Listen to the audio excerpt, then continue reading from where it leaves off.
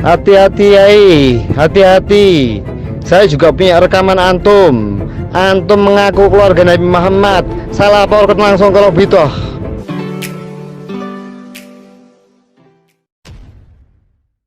Assalamualaikum warahmatullahi wabarakatuh. Jumpa lagi dengan saya di channel Gagasan Progresif 9. Sahabat sebangsa dan setanah di mana saja Anda berada. Ada satu video yang ini diunggah di akun channel Gus Kuat Pleret. Ya, video yang sangat singkat saja, tetapi ada pesan yang sangat penting di sini untuk kemudian kita ulas ya di tengah hiruk pikuk masalah nasab yang hari ini masih terus menjadi perbincangan di kalangan umat Islam di Indonesia. Apa yang diunggah oleh Gus Kuat Pleret ini, seorang Habib dan nampaknya Habib ini masih sangat muda ya, itu seolah-olah ngancam seorang kiai sepuh ini dengan nada-nada yang ini sangat tidak pantas ya. Dia mengancam-ngancam karena menurutnya bahwa sang kiai ini mengaku sebagai bahagian dari keluarga Nabi. Dia mengancam ya dengan maksud ya akan melaporkan ke Rabita Alawiyah. Lalu apa sih kemudian ketika laporan itu sampai ke Rabita Alawiyah, apakah akan diproses seperti apa dan bagaimana? Tetapi sebelum kita mengulas lebih jauh, kita coba perhatikan dulu video singkat dari Habib ini yang sedang mengancam sang kiai sepuh ini. Hati-hati Yai, hati-hati. Saya juga punya rekaman antum. Antum mengaku keluarga Nabi Muhammad. Saya laporkan langsung ke Lobito. Dah, kalau bukan sholat ana nyebut assalamualaikum warahmatullahi wabarakatuh. Demi Allah, tidak saya maafkan antum. Saya punya rekaman jenengan punya rekaman saya. Minta maaf apa enggak? Gitu aja. Kurang ajar, ngawur. Ini negara hukum. Ngawur. Kata-kata saya kalau tujuh jenengan nasab jenengan ngaku keluarga Nabi. Ingat-ingat itu. Hati-hati. Ya, kalau kita simak ya, sangat jelas sekali, terang sekali bagaimana oknum Habib ini mengancam-ancam sang kiai sepuh. Sesuatu yang menurut kita ini bukan hanya lucu ya, tetapi melihatnya sesuatu yang sangat tidak pantas, tidak wajarlah kalau seorang orang yang masih muda lalu kemudian mengancam-ancam seorang kiai mau melaporkan ke Rabita Alawiyah ya. Rabita Alawiyah sebagai lembaga yang selama ini kita kenal sebagai perkumpulan para habaib ya, atau pencatat nasab para habaib. Apa yang kemudian memotivasi ya, mendorong dari oknum Habib ini hendak melaporkan sang kiai ke Rabita Alawiyah ya. Padahal kalau kita lihat ya, ada video sebelumnya itu yang mana beliau ini kan itu bersilaturahim ya, bersilaturahim ke kiai ini, dan itu panjang diskusinya dia ketika bersilaturahim ya, membahas masalah nasib ya, kemudian memperkenalkan dirinya dan sebagainya, siapa dia, marganya dari mana ya. Lalu kemudian tiba-tiba belakangan dia ngancam-ngancam kiai hendak melaporkan ke Rabita Alawiyah ya. Persoalannya kemudian Rabita Alawiyah hari ini juga sedang mengalami sebuah goncangan yang cukup dahsyat, karena Rabita Alawiyah itu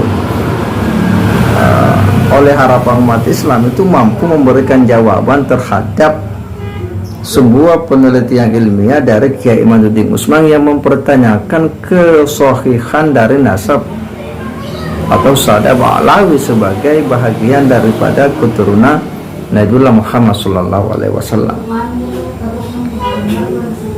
Kita berharap sebenarnya Rabita Alawiyah itu bisa memberikan jawaban atau membantah apa yang sudah menjadi kajian daripada Kiai Imaduddin Usman. Tapi sejauh ini Rabita Alawiyah itu kan masih belum bisa memberikan jawaban yang tegas untuk menggugurkan argumentasi yang dibangun oleh Kiai Imaduddin Usman.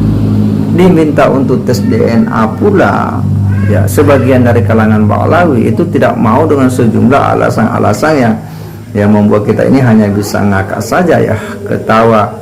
Alasan-alasan yang menurut kita itu hanya upaya untuk kemudian menghindar, ya agar tidak melakukan tes DNA.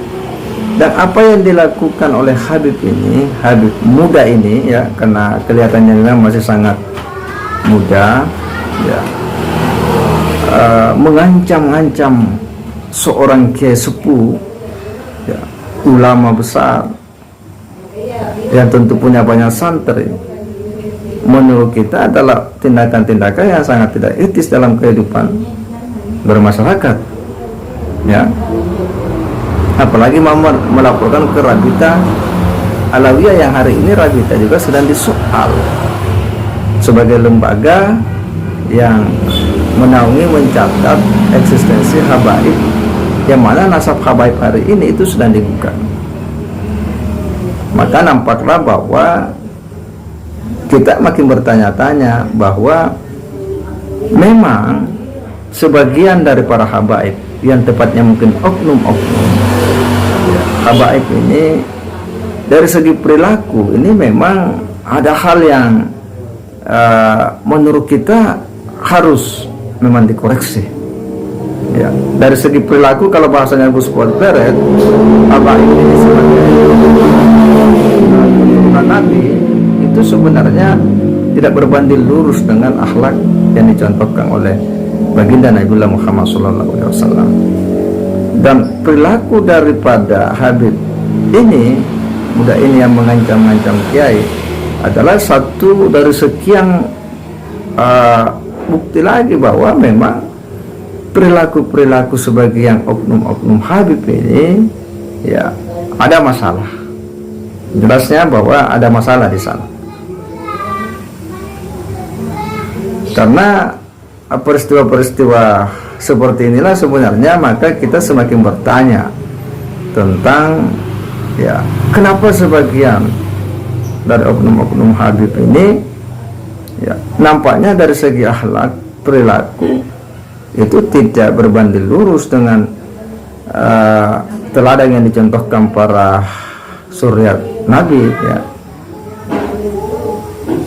Nah, ini yang kemudian menjadi pertanyaan bagi kita semua yang hari ini memang nasab habaib ini sedang disoal.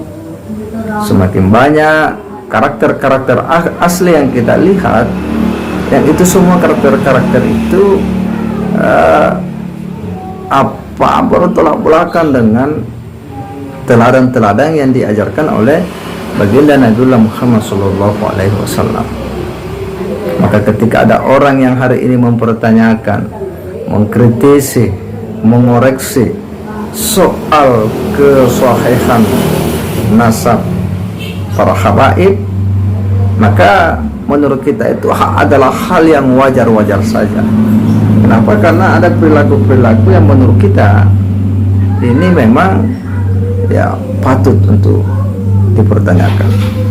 Dan saya kira bahwa kiai-kiai jangan pernah takut terhadap mereka-mereka oknum-oknum Habib yang hanya karena bermodalkan nasab mereka yang selalu ngancam-ngancam, ya, karena kebenaran itu tidak akan pernah tenggelam, ya, dan bahwa nasab itu bukanlah sesuatu yang menjadi segala-galanya, ya, karena apa yang menjadi derajat kemuliaan seseorang di mata Allah Subhanahu wa taala itu bukan karena nasab, tapi karena ketakwaan. Inna akramakum indallahi atqakum.